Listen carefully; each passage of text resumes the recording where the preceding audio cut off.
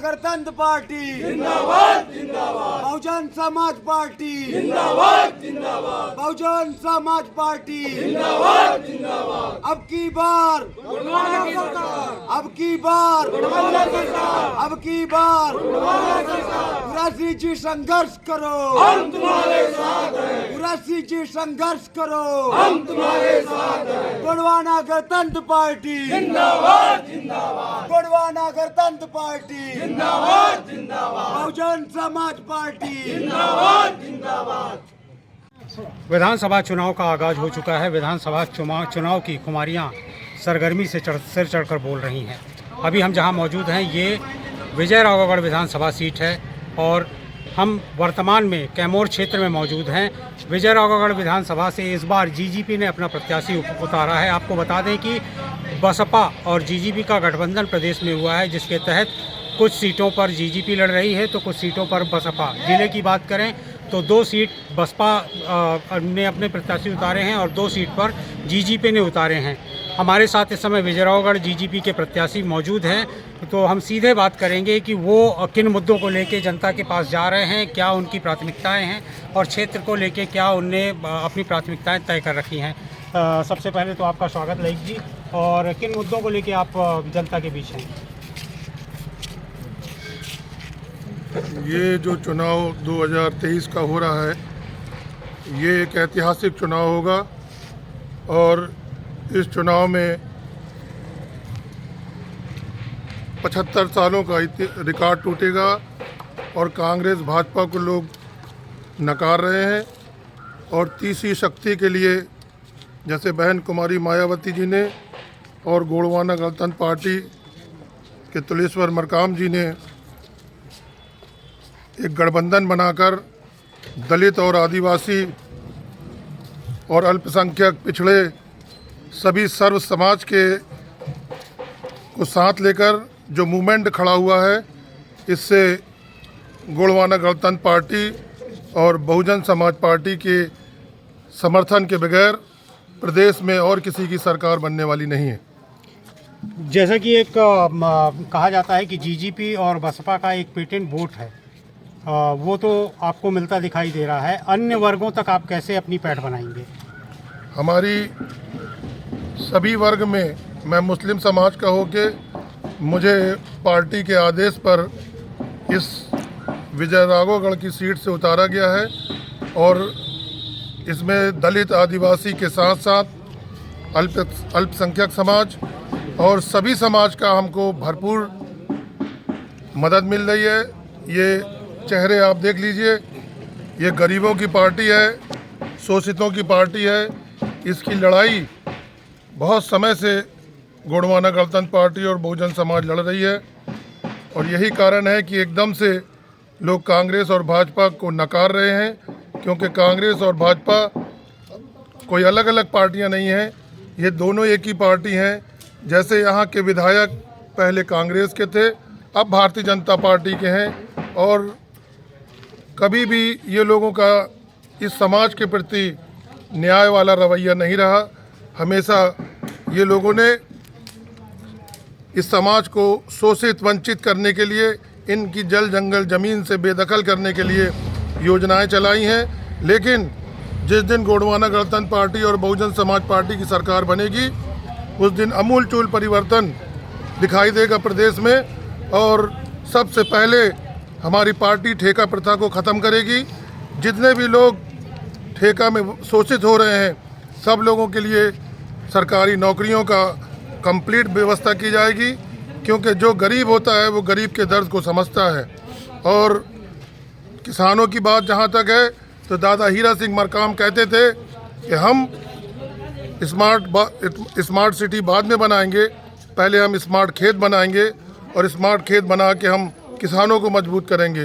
तो जिस देश का किसान मजबूत होगा, जिस देश का मजदूर सशक्त होगा, सरकारी नौकरियों में उसके बच्चे पढ़ेंगे, तो यकीनन वो देश आगे की तरफ बढ़ेगा। अभी ये भाजपा की सरकार ने पूरे प्रदेश के अंदर एक भय और दहशत का माहौल बना रखा है। हमारे लोगों के साथ उमरिया में ज़बरदस्त तरीके से उनके साथ शोषण हुआ और भारतीय जनता पार्टी की सरकार ने उनको पिटवाने का काम किया है। अभी भी हमारे साथी जेल में रहकर वहाँ से चुनाव लड़ रहे हैं और हमें विश्वास है कि समाज जागा है। ये गोंडवाना समाज, कोल समाज, आदिवासी समाज, दलित समाज और साथ में हमारा मुस्लिम समाज का जो एक मजबूत भाईचारा बना है, ये मजबूत भाईचारा हमको हजारों साल तक हमारा साथ रहा है। और फिर हम एक ऐसी व्यवस्था कर रहे हैं कि ये भ्रष्टाचारियों की सरकार को हम उखाड़ के फेंकेंगे।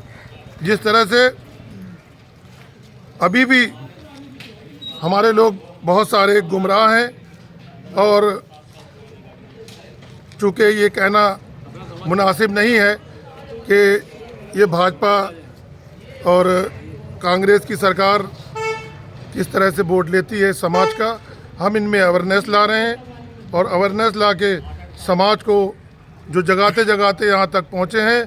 तो ज़िले में बड़वारा सीट में भी हमारी विजय होना है और यहाँ पर अंदरूनी तौर पर जो एक बदलाव की लहर चली है, वो बदलाव की लहर इस बात को साबित करेगी कि यहाँ से जो सालों सालों से जो शोषण हो रहा है और समाज को बांट दिया गया है, गरीब समाज एक साइड में कराह रहा है, तकलीफ़ में है और कुछ लोग बहुत अपने आप को दबंगई और उसमें करके यहाँ के धन धरती ज़मीन की जो संपदा है उसको लूटने का काम कर रहे हैं।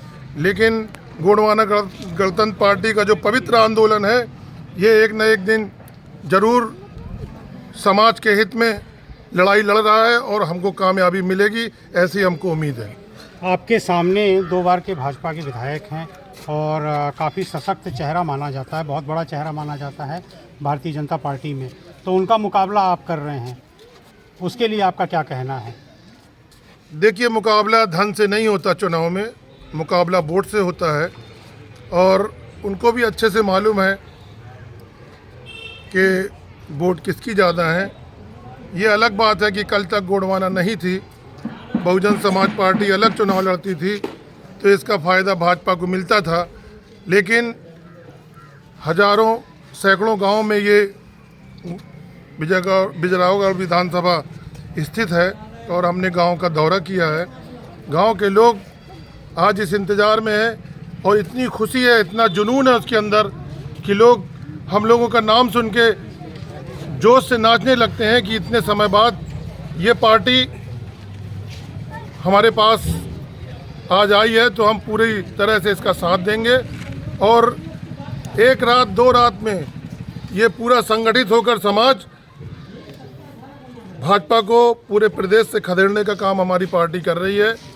यहाँ से भी हमको उम्मीद है कि बहुत बड़ी ताकत हमारे साथ है और वोट से सरकार बनती है, वोट से विधायक बनता है। नोट से अगर बनता होता तो टाटा, बिरला, डालमिया और अंबानी इस देश के प्रधानमंत्री होते, लेकिन वोट से बनती है तो गरीब का बेटा भी जीत के दिल्ली और भोपाल जाता है। और हम चलिए, हमारी शुभकामनाएं आपके साथ हैं और एक अंतिम बात ये जानना चाहेंगे कि विकास के लिए आपकी क्या रणनीति है? भाई, जब हमारा शासन आएगा, गोंडवाना गणतंत्र पार्टी और बहुजन समाज पार्टी और सभी लोगों का जब गरीबों का शासन आएगा, तो गरीब अपना जब शासन में आ जाएगा तो वो अपना भला खुद कर लेगा। उसको उसकी तकलीफ़ है मालूम है। जिस तरह भाजपा ने अपना कर लिया, भाजपा के लोग भी तो पहले गरीब थे सन 80 में, लेकिन आज वो कहाँ से कहाँ पहुँच गए। तो हम सर्व समाज के हित में इस प्रदेश को विकास की राह पे ले जाएंगे, चूँकि इतिहास गवाह है कि जो समाज 1763 साल इस देश में इस धरती पे राज किया है, जो यहाँ का मालिक है, वो आने वाले समय में अगर उसको राजपाट मिलेगा तो बहुत अच्छी तरीके से सबके साथ न्याय करेगा, सबके साथ जो है विकास करेगा और सबका भाईचारा मजबूत करेगा। भाईचारे से ही ये देश को आगे बढ़ाना है। इसमें भारतीय जनता पार्टी की जो विघटनकारियाँ नीतियाँ हैं, हम उसका पुरजोर विरोध करते हैं और किसी समाज को हमने छोड़ा नहीं है। अब सबसे पहले अगर परिवार में कोई हमारे सबसे कमज़ोर है तो हमारा फ़र्ज बनता है कि सबसे पहले हम उसको उठाएं और वो एक दिन 4 तारीख के बाद इस प्रदेश में जब अलायंस की सरकार बनेगी तो उनके हिस्से का काम जो बचा है चाहे रोजगार का हो, चाहे विकास का हो, चाहे जल जंगल जमीन का हो, शिक्षा स्वास्थ्य का हो, हम सब पर भरपूर काम करेंगे। इसलिए कि हमारा इतिहास बताता है कि इस धरती में हमारे जब 1763 साल राज करने वाले ये आदिवासी समाज तब संपन्न ज़्यादा थे, आज गरीब हो गए हैं। तो तब गरीब थे और आज तब अमीर थे, आज गरीब हो गए हैं। लेकिन जिस दिन इनके हाथ में सत्ता आएगी ये फिर वैसे ही संपन्न हो जाएंगे। इनके घर में शिक्षा भी जाएगी, स्वास्थ्य भी जाएगी और ऐसी व्यवस्था होगी। देखिए आज स्वास्थ्य के मामले में आप देखिए, लोग बड़े बड़े नर्सिंग होम बनाकर 20-20 हज़ार, 50-50 हज़ार, 1-2 लाख रुपए लेके मरीजों का शोषण कर रहे हैं और भारतीय जनता पार्टी उनका संरक्षण करती है। और हमारा गरीब अपनी ज़मीन बेच के, घर बेच के जाके इलाज कराता है और जब नहीं अच्छा हो पाता तो उसको कह देते हैं कि आप जबलपुर और नागपुर दिखा लो। अरे भाई, तुमने जब पूरा पैसा तो उससे तुमने छीन लिया, ले लिया, अब उसको आगे का रास्ता बता रहे हो। तो सरकार उनके स्वास्थ्य की कंप्लीट इंतजाम करेगी और शिक्षा का जो डबल स्टैंडर्ड की शिक्षा है हम उसका विरोध करते हैं। शिक्षा में एक शिक्षा नीति होगी। आज जैसे मोबाइल है, एक मोबाइल जब सब चला सकते हैं तो उसको एक शिक्षा को भी सब लोग ग्रहण कर सकते हैं। आदिवासी भी इंग्लिश पढ़ सकता है, दलित भी इंग्लिश पढ़ सकता है, लेकिन यहाँ पर गरीब और अमीर की खाई को बनाकर लोगों ने अपने अपने स्कूल बना लिए हैं और हमारे गरीब के बच्चों को बिना पास किए ही उनको 8वीं तक निकाल देते हैं और आगे जाके वो जब नहीं पास हो पाता तो फिर मजदूरी में और इसमें लग जाता है। तो स्वास्थ्य और शिक्षा और गारंटी सबसे ज़्यादा गारंटी हम सुरक्षा की देंगे। आज पूरे प्रदेश के अंदर लोग सुरक्षा महसूस नहीं कर रहे हैं। किसी को घर गिरने का, किसी के ऊपर मुकदमा लगने का, कहीं ईडी का, कहीं पुलिस का दबाव बनाया जाता है। हमारे उमरिया के लोग जब भ्रष्टाचार के मामले में 10,000 आदिवासी उमरिया ज़िले में इकट्ठा होकर मांग किया भारतीय जनता पार्टी की सरकार से कि आप हमारे को 500 करोड़ का जो घोटाला हुआ है, जो आदिवासियों के फंड का पैसा आया था, उसका आप हमको हिसाब दो। तो ये भारतीय जनता पार्टी की सरकार आदिवासियों के ऊपर लाठी बरसाने का काम की और उनको उनके जो फग्गन सिंह कुलस्ते सांसद हैं उन्होंने इस समाज को उग्रवादी कहा। जो इस देश का मूल निवासी है, जो इस देश का मालिक है, उसको आप उग्रवादी कहते हैं। तो ये भारतीय जनता पार्टी की नीति यही है कि कहीं मुसलमान को उग्रवादी कहते हैं, कहीं आदिवासी को आतंकवादी कहते हैं। ये चलने वाला नहीं है। जनता जाग चुकी है और पूरे प्रदेश में वो अपना राजपाट लेकर चलेगी। आपको हम बता दें, हमारी बड़वारा भी सीट जीतने वाली है, हमारी मैहर भी सीट जीतने वाली है, हमारी बहुत सारी जबेरा सीट जीतने वाली है। मंडला, डिंडोरी, छिंदवाड़ा और बालाघाट में पीली क्रांति की आंधी आई हुई है। इसको भाजपा के रोकने की बात बस की बात नहीं है।